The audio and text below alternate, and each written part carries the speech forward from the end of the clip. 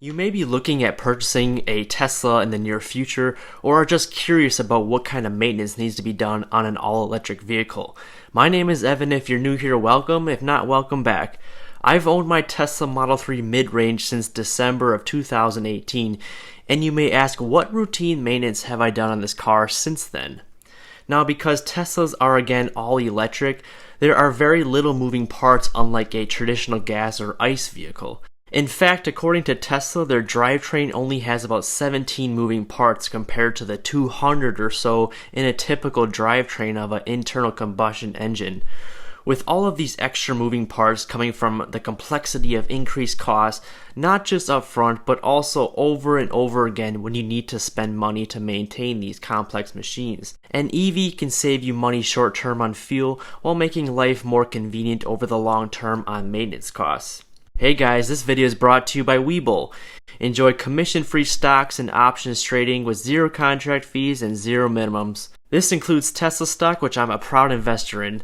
Access real-time quotes and market research for all your investing needs. Click the link in the description below for 2 free stocks when you sign up today. To start off, I found the Tesla Model 3 Owner's Manual to fully understand what maintenance is needed or recommended by Tesla themselves.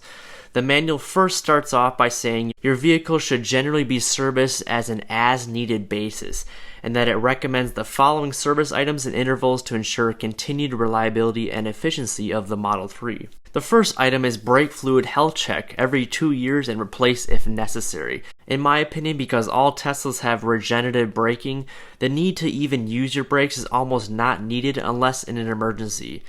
If you do not understand what regenerative braking is, it's when you let your foot off the accelerator and the vehicle will immediately begin to slow. What slows down the Tesla is the motor acting like a generator to convert much of the kinetic energy lost when decelerating back into stored energy in the Model 3's battery. The next time the car accelerates, it uses much of the energy previously stored from regenerative braking instead of tapping in further to its own energy reserves. As Tesla continues to release software updates to the car, regenerative braking only gets more efficient. Currently, regenerative braking is called one-pedal driving with Tesla. Over time, you will get used to only using one pedal, and as you slowly let off the pedal, the car will slow and immediately enable a brake hold function without having to touch the brake pedal. Now back to brake fluid health. Yes, it should be checked every 2 years depending on your driving habits, but for me personally, the fluid is still clean and I rarely if ever use the brakes. I've even heard reports that the brakes on a Tesla should almost last the life of the vehicle when using regenerative braking properly. On to the next service recommendation is the AC desiccant bag replacement every 6 years. This bag will absorb water to help remove moisture inside the AC unit. Since I've had my car under 2 years, I have yet to even think about this upcoming maintenance event. I did, however, have to replace the main cabin filters and clean the AC coils within 6 months of buying the car. Which brings us to the next bullet point of the list here. If you have seen my previous videos under my channel, I had this mildew mold smell coming from the vents when I first got in the vehicle, and then would slowly go away after a few minutes. Tesla would not cover this under the warranty, unfortunately, and they told me it would be about $150 to $200 charge to replace the filters and clean the evaporator coils. So me being the handy guy that I am, I figured out how to locate the cabin filters and clean the coils myself. I sprayed 2 cans of coolant onto the coils and then replaced the filters that I bought off of Amazon. My current set of filters I'm using are the HEPA filters by X-Techner, and as of June 2020, I have not had any of the smell come back to the car. Tesla also released a software update to help deter the smell by running the fans longer after you exit the vehicle to prevent mildew from occurring inside the coils. So while the service manual recommends replacing the cabin filters every 2 years, I found myself having to do it the very first 6 months of ownership. Now with the new software update and the service I have personally done, I hope to be replacing them every 2 years now. The next item on the maintenance list is cleaning the brake calipers every year or about 12,500 miles if you reside in an area where roads are salted during the winter. Being in North Carolina, we do not have any crazy winters here and they rarely salt the roads. I did, however, have my brake calipers checked by Tesla Roadside Service and no cleaning was recommended by the representative. Finally, it says you must rotate your tires every 10 to 12,000 miles depending on your driving habits. I personally rotated the tires myself after 12,000 miles. I'm just about due for new tires soon with the car odometer reading just about 18,000 miles. New tires will cost about $800 for a good set of Michelin's or Continental tires. Depending on your driving habits, you may end up going through tires quicker according to the forums I have read on other Tesla owners. Regarding monthly checks, you're going to want to check the windshield washer fluid reservoir and top it off if necessary, monitor the AC unit for correct cooling specs, and replace your windshield wiper blades every few years, which the service manual does not mention at all. These are all the main service intervals you should consider when performing maintenance on a Tesla Model 3. One common question I want to point out is regarding the battery coolant.